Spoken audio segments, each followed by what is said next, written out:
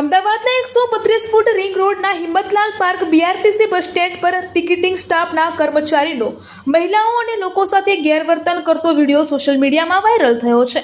આ વિડીયોમાં કર્મચારી મહિલાઓની હાજરીમાં ગાળો બોલતો અને દાદાગીરી કરતો હોવાનો આક્ષેપ થાય છે। સ્વતંત્રતા દિવસની ઉજવણી પૂર્વે ભુજમાં ભવ્ય તિરંગા યાત્રાનું આયોજન કરવામાં આવ્યું હતું। રાષ્ટ્રધ્વજ પ્રત્યે સન્માન અને રાષ્ટ્રભક્તિની ભાવનાને ઉજાગર કરવાના હેતુથી આ ભવ્ય યાત્રા યોજાઈ હતી। વહીવટી તંત્રના અધિકારીશ્રીઓ, કર્મચારીશ્રીઓ, શાળાના વિદ્યાર્થીઓ, ભારતીય સેના, બીએસએફના જવાનો, પશ્ચિમ કચ્છ પોલીસ દળ અને ભાજપના પદાધિકારીઓ સહિત મોટી સંખ્યામાં લોકો જોડાયા હતા।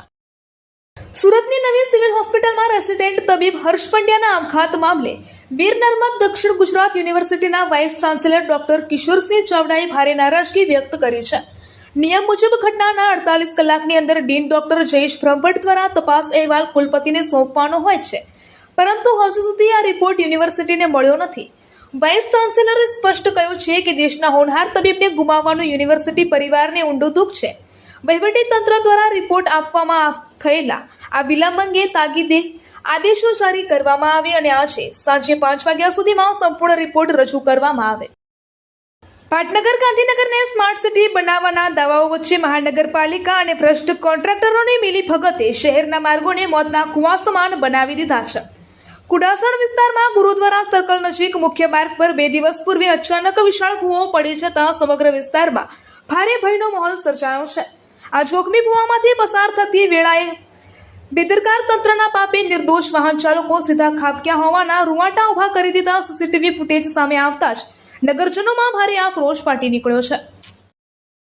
પાટણ એલસીબીએ ખળે 4 રસ્તા પાસેથી દારૂ ભરેલી ટ્રક ઝડપી। બોગસ નંબર પ્લેટવાળી ટ્રકમાંથી 15,486 સીલબંધ બોટલો મળી આવી છે। પોલીસે દારૂ ભરેલી 842 પેટીઓ કબજે કરી છે। રાજસ્થાનના અચલારામ સિયાગ નામના ટ્રક ચાલકની અટકાયત કરવામાં આવી છે।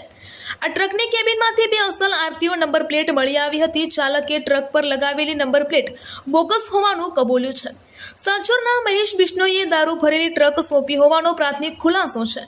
દારૂ, ટ્રક અને મોબાઈલ ફોન સહિત કુલ 1.46 કરોડથી વધુનો મુદ્દામાલ જપ્ત કરવામાં આવ્યો છે। જ્યારે મહેશ બિશ્નોઈ સહિત દારૂ મંગાવનાર અજાણ્યા શખ્સ સામે પણ વધુ પોલીસ તપાસ તેજ કરવામાં આવી છે।